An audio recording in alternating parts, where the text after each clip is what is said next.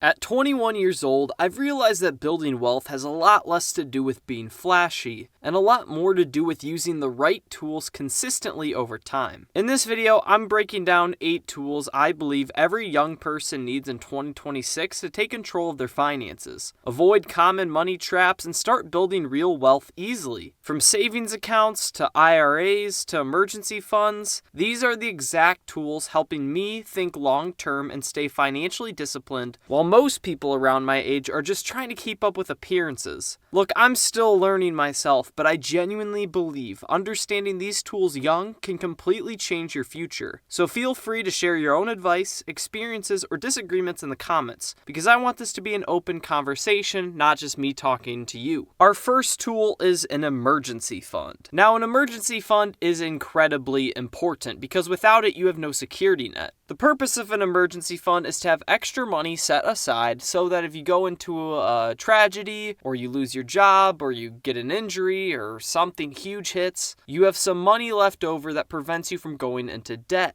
Debt kills financial goals. And so if you want to get into bad money problems early on, if you want to get into a bunch of stress, if you want to get into a bunch of worry, don't have an emergency fund. However, if you want to avoid all that, you should build one. Now, what is an emergency fund, you might be asking? Well, it's basically a set of money that you set aside. Now, if you're wondering what the amount you should be setting aside is, I usually recommend 3 to 6 months worth of living expenses, but you could go all the way up to 9 to 12 months as well, depending on how much security you actually want. The issue is once you get over a year of living expenses in like an account, you start losing the value of the amount of money you can be growing because you usually want to keep this in a more safe account, which won't generate you more returns over time. But again, we're going to get to that a little bit later. Simply put, you want to have 3 to 6 months worth of living expenses so that you have it on hand. That's basically the goal of the emergency fund. Which brings us now to tool number 2, which is a high yield savings account. This is where the emergency fund comes. That's why I started with the emergency fund first, and now we're bleeding into the high yield savings account. It's because the emergency fund should be going into a high yield savings account. Why is this? Well, the pros of a high yield savings account is you're still going to get a decent yield on your money, beating the curve of inflation, which is really, really important. This is way better than keeping it in a normal account or keeping it in cash, heaven forbid, because it's at least going to be growing a little bit. Usually this is going to be around 4 to 5%, which just about hedges out inflation around 3 to 4% as of recently. Hopefully it gets a little bit lower in the coming years here, but as of the latest trends, inflation has been crazy, so it's not much of a hedge, but at least keeps your money at value instead of losing value, which is absolutely huge. Again, the pro of having a high yield savings account is it's basically completely liquidable, meaning that you can move the money however you want whenever, so when the emergency does hit, you actually have the money on hand compared to being in an investment account or real estate where you would have to liquidate those assets to be able to have the cash on hand. A high yield savings account, you basically have it right then and there. The only con to a high yield savings account and why it's not completely perfect is it's not going to grow at a 9 to 10% rate like you could with the stock market, or maybe even more if you invested into real estate, right? But it's still going to give you a solid 5% growth on your money. So although it's not 9 to 10 to 8% or whatever you can get from the market, it's still pretty solid and it helps you beat inflation. And again, it's there just to hold your emergency fund or maybe just a little bit of extra money as well too, but it's a great tool to have in this day and age. Which brings us to tool number 3, which I don't need to talk about long, a checking account. A checking account is simple. It's where you keep your money in the digital world on a bank account, right? It's how you cover your rent. It's how you cover your car payment. It's how you